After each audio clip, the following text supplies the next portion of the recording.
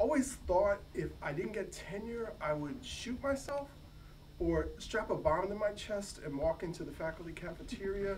But when it happened, I just got bourbon drunk and cried a lot and rolled into a ball on my office floor. A couple of days of this and I couldn't take it.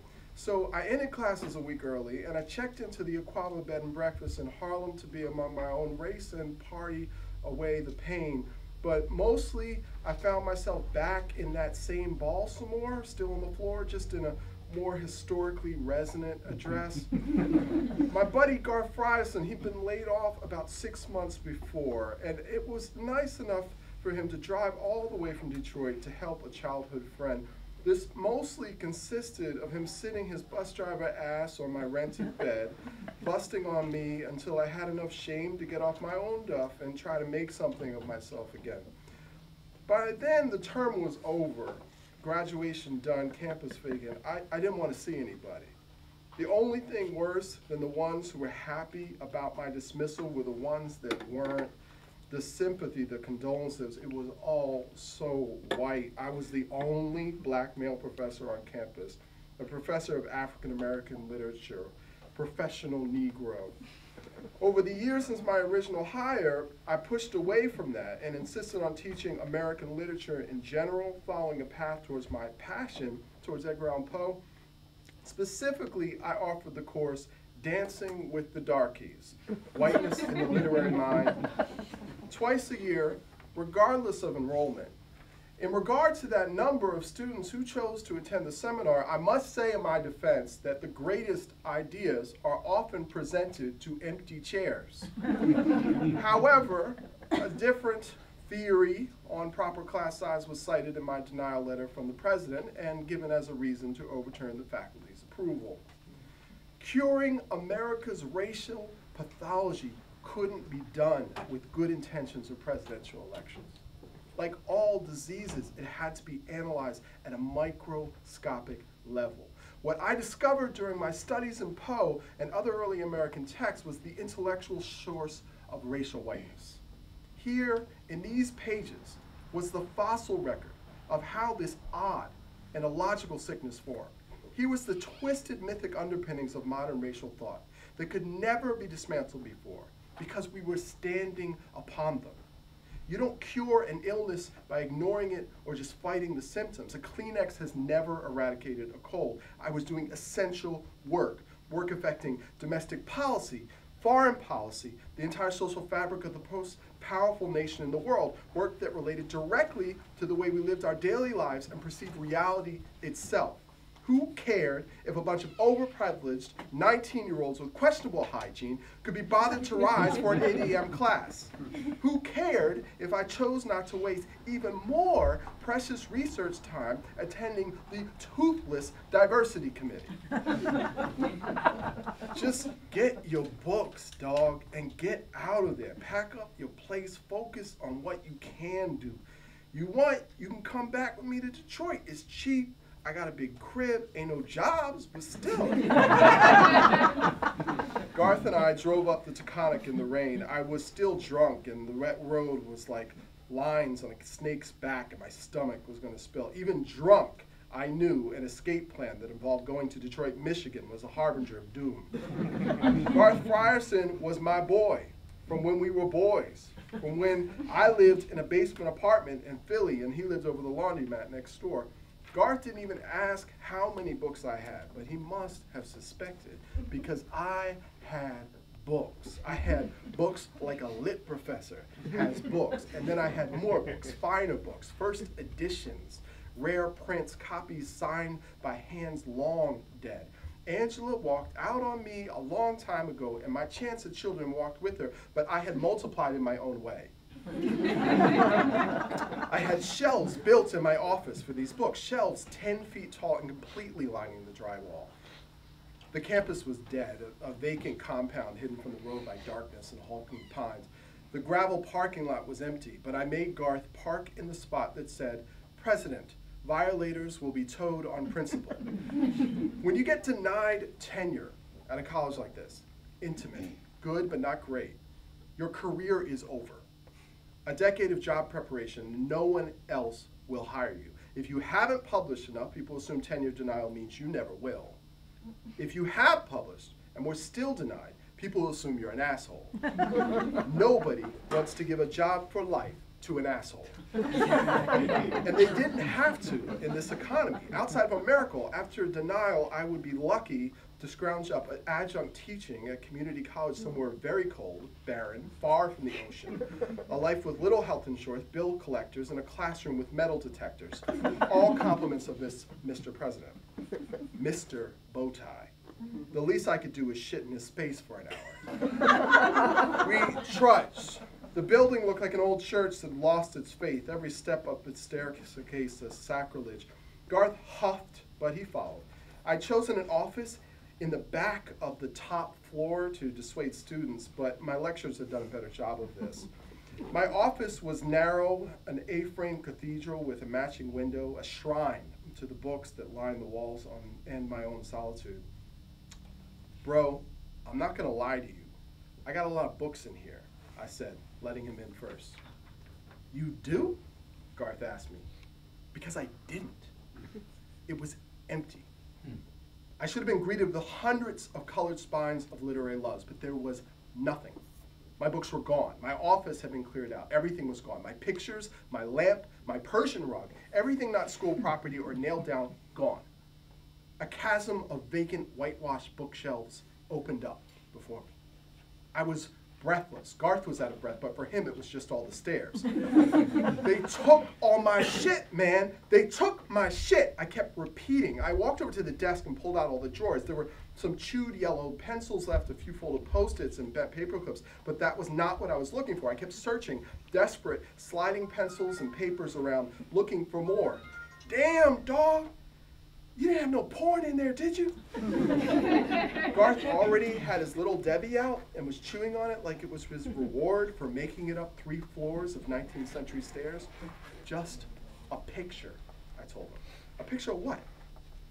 Angela, I admitted. Worse, Garth said, head wagging. I slammed the drawer shut, and it was loud, and I liked that sound. A moment of violence, but this time coming from me. So then I started banging out the empty shelves with my fist, and they vibrated. You could hear the echo in the room, then bouncing off into the empty building beyond us until Garth closed the door. That's wrong, man. Disrespectful. Forget them. Job's over. That's life. What are you gonna do? I was going to show up at the president's house and kick his ass, it occurred to me. This actually seemed like the only thing worth running away to Detroit for. I didn't tell Garth this because he would have stopped me. He was big enough to fill up the door. He was even bigger since he'd been laid off. Wait in the car, man. I just have to check my mail, I told him. Garth did it.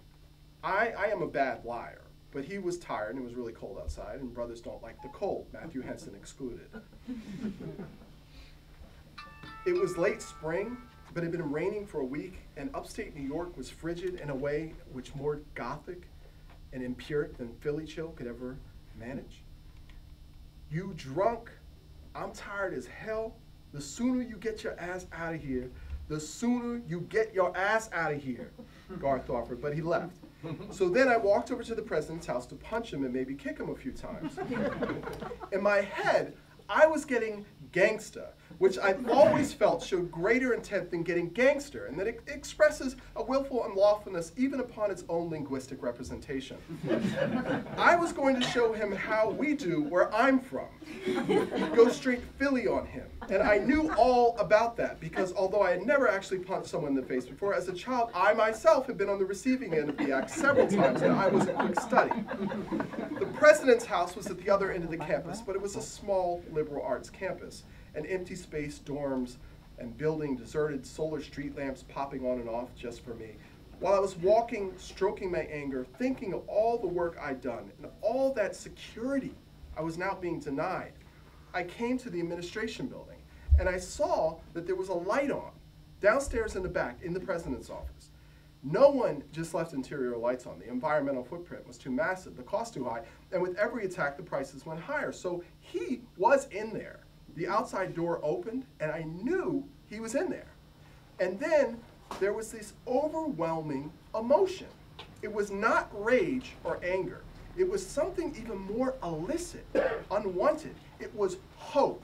Here we were, two men, alone, society vacated, and now just two men and a problem, one that somehow, in my stupor, seemed workable. There was a guy down the hall, a romanticist, who had been denied tenure 10 years ago, approved by the faculty committee, just as I was, only to be shot down by the same president in the same manner. And he had, in his grief, approached this all-powerful boss man and had repented all of his sins, real and imagined, and was granted a permanent teaching gig. It made sense, too. For as Frederick Douglass's narrative tells us, that it's more valuable to a master to have a morally broken slave than to have a confident one. The romanticist story had always seemed humiliating to me before this moment, but suddenly it became inspirational. At the present story, I paused, prepared myself for what could simply be the final test before I overcame my troubles. I took a deep breath to prepare myself for the performance of dignified groveling. Then I heard the music coming from inside. And what I saw scared me. It took me out of my confidence, my momentum. What do you make of a Jew sitting in the dark listening to Wagner in this day and age? I can think of no more call to the end of the world than the one I was looking at. Random violence on the news had become background noise to me at this point, but the scene genuinely scared my ass. Still in his bow tie and tweed jacket at this time of the night, it was disgusting. He hit his keyboard quickly, and suddenly the sound became Mahler, but I knew. I knew what I'd heard. As the sound cleansed the room, the bald man just looked at me, drink in hand. As drunk as I was, I could still smell the sweet sting of alcohol hanging in the air. My shit! It came out. It lacked the eloquence of a planned rebuttal, but he understood. Packed by movers, delivered to your listed residence, a thank you, really, for your service. Thank you. He said that last bit as if I should be saying that to him. But still, it robbed me of a bit of my momentum. I had been surviving on righteous indignation and self-pity for weeks, and I realized once the supply seemed threatened. But then I remembered I'd been canned, and my fuel line kicked in once more. It's because I refused to be on the diversity committee? I demanded. I was loud. The halls were empty. The echo enhanced my argument. Well, that certainly would have, he began, but seeing I was hearing every word, already planning my deposition for my discrimination lawsuit, he stopped himself.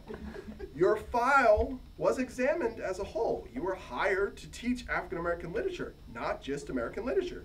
You fought that. Simple. So you want the black guy to just teach black books to white kids. We have a large literature faculty. They can handle the majority of literature. You were retained to parade the minority perspective. I see nothing wrong with that. He shrugged, poured a second drink in a glass, and pushed it forward to me with the base of his bottle. You have academics going off the farm all the time. Yates scholars who end up following their way to Proust. You have a film professor who was hired as a German linguist. A Guggenheim, a Fulbright, and a Rhodes Scholar. Mr. James, you have accomplished no such honor or distinction. I do not mean that as an insult, just an unfortunate reality. A big part of me hurt a lot hearing this said aloud, in a big way. I blushed, and as pale as I was, I blushed possibly as no black man had done before me. Staring at him, I settled myself looking at his tie, his bastard tie. Look at it. That bow tie was hypnotizing. Usually men of power use useless fabric tied around their necks, but this was smaller and tied at a different angle. No big phallic thing for this guy. No, it was even worse. It was, look at me. I have an itty-bitty microphallic tie around my neck. And still I have all the power. Please, listen to me, I pleaded. My work, it's about finding the answer to why we have failed to truly become a post-racial society. It's about finding a cure. 1,000 Baldwin and Ellison essays can't do this. You have to go to the source. That's why I started focusing on Poe. If we can identify how the pathology of whiteness was constructed, then we can learn to dismantle it. The work I'm doing, it's just books. Sure, but it's important, essential research. You're going to fire me for refusing to sit on the campus diversity committee? You could have compensated for your lack of national presence by embracing our role locally, but alas, he told me and looked away. Everyone has a role to play.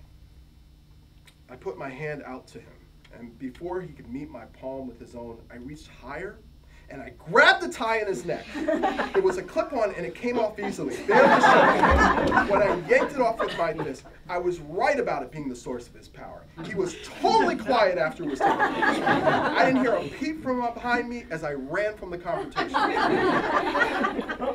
When I got to the car, I told Garth that my academic career was probably over. But since I've been saying the same thing for a couple of days, he just tuned me out and tuned the radio back in. I went to the bar. Garth was tired from driving, so stayed back. On the way, I made a call to my lawyer and hopefully one to my antiquarian that I could purchase more first editions with my settlement. There was one bar in town, and there was a black guy sitting in it. And this I took as a divine miracle, maybe even another sign of my impending turn of fortune. It was a town of only 1,163, just 8 miles north of campus. Aside from a handful of students during term, there were no black people in the area. In the summer tourism months, on occasion, you could spot a black woman with her white partner passing through, but often these visitors were particularly disinclined to co-ethnic bonding. This brother wasn't, though. When I walked in, he looked up and smiled at me like he knew me, and I gave him the nigga nod, and he gave me right back. So I knew we were cool. I sat down next to him. Mosaic Johnson, hip-hop theorist. Of course he was an academic. Of course I was. There was no other reason for two obviously educated black men to be there. And it was obvious, even of him, dressed as he was in his carefully selected baggy jeans, hat to the side, and other matching oversized pop culture juvenilia. But he was a professor of music, so allowances could be made for styling. Chris James, Americanist. And our fists bumped in blackademic bliss. Mr. Johnson was a younger man than I, in both years and manner, dressed like he was straight out of Compton, but clearly straight out of a postdoc instead. Just arrived in town to start teaching the following term, coming in the summer because his lease in Chicago was up, and this was his future. Eager, earnest. Through drunken eyes, I looked at Mosaic Johnson, and I saw myself there. I saw myself showing up in this town, seeing it as a foreign territory I was hopeful to invade. 21 years of academic training, culminating in permanent entrenchment on the business side of the classroom. Theory finally turned into the practice, a practice of yapping about theory. Just like me, I wept for this bastard. Don't join the diversity. I told him when the third round hit. We've been talking a while, for a minute, mostly bemoaning the history of Dutch slavery in the area, but he hung with me. A squat dude whose only thinness was his mustache. Mosaic seemed to roll a bit away from me when I said this, but I leaned in closer because he needed to hear it. These historically white institutions, they get that one black professor, they put him on something they call the diversity committee. Don't let them put you there. It's a slave hold. They'll fight you. They really want you on the diversity committee because if there aren't any minorities on the committee isn't diverse. Man, in my work, I deal with the ghetto, the real shit, you know? Reality, he told me, motioning around the room with a silver-ringed hand as if our present setting was a mere computer simulation. I'm not trying to run from the folks. I want to be on that committee. I'm a fighter. I want to be on that committee to bring the fight here. The hand in the air formed into a fist. I looked around the room at the 20 or so white liberals taking him in on the sly. They loved it. They loved that fist. If I was still here tomorrow, they would come up to me and ask me why I never raised the black power fist like the new guy. Undaunted, I continued. No, you don't. And I'll tell you why. The diversity committee has one primary purpose, so that the school can say it has a diversity committee. They need that for when students get upset about race issues or general ethnic stuff. It allows the faculty and administration to point to it and go, everything's going to be fine. We have formed a committee. People find that very relaxing. It's sort of like if you had a fire, and instead of putting it out, you formed a fire committee. But none of the ideas that come out of all that committing have ever been implemented. Nothing the committee has suggested in 30 years has ever been funded. It is a gerbil wheel meant to keep that nigger boy running. Ellison, he smiled. You know, Chris Janes, I've read some of your early work, your Ellison theory. That had to beat. Why don't you bring it like that no more? He asked me. And I glowed at this. Old musicians asked to play their classical songs. They must get this feeling. You're tired of it, sure, but at least somebody cares. I thanked him, told him how I've developed, how I've been drawn toward 19th century fiction, Edgar Allan Poe. As I'm getting up to hit the John, right as I'm turning away, Mosaic Johnson says, man, nobody cares about the Poe thing. And I laughed back at him and told him thanks for getting my pain in moments like this, and then I went off to pissing. In the can, standing in front of the urinal, I was still for the moment. It felt like it was the first time I was truly still since this whole disaster had started. Even when I was pulled into a ball on the floor, I was rocking and reeling internally. But this bathroom, this empty bathroom, it was like a temple. Utterly serene. And within that silence, clarity came to me. I started thinking about my past and my new friend. And I started thinking about everything he had said, all of his responses. And I was surprised to find a previously undetected negative tone there. Not in his words, but in the little performances of his demeanor, his last statement being irrefutable proof of this. You're not in the music department, are you? I said to him on my return, I didn't even sit down. I was standing, I was shaking. My voice was cracking a little bit too, which was beyond my control. No, I'm not. My instrument is the QWERTY keyboard, he admitted. Took the last swig from his Hennessy, then swiveled to face me. You're here to replace me, aren't you? You're here to take my job, take my office. That's why you're in this bar tonight, isn't it? Man, just relax. It ain't nothing personal. Yes, I'm the new hire. Yes, it was your 10-year line.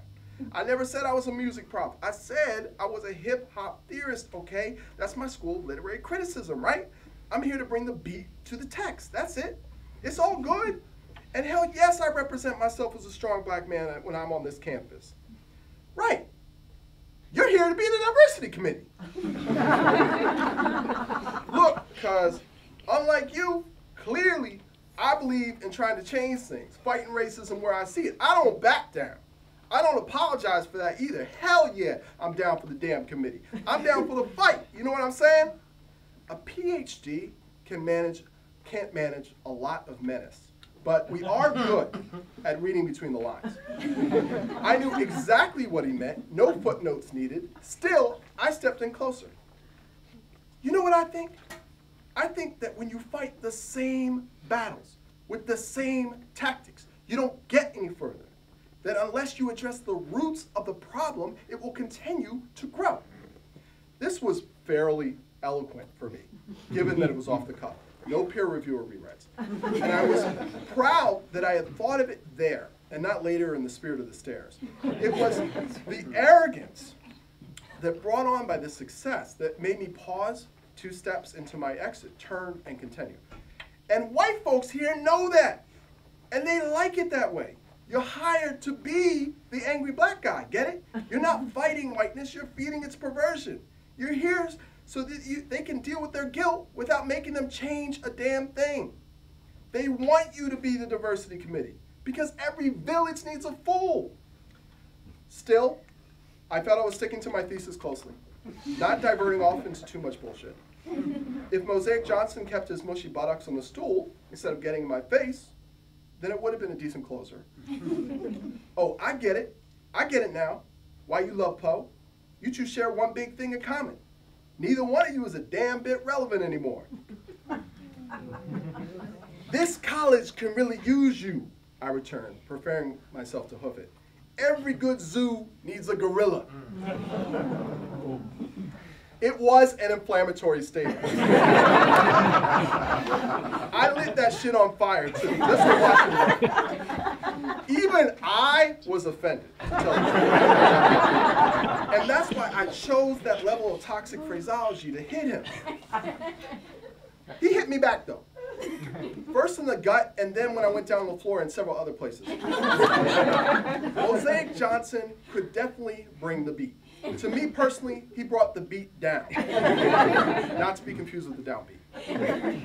Poe doesn't matter, he said as he pummeled. And I respected him for that, though. He guessed correctly his weak suburban mini-mall kung fu punches might not be enough to hurt me. Tika Lily! I laughed as the crowd pulled Mosaic Johnson from my body. Tika Lily! Thank you.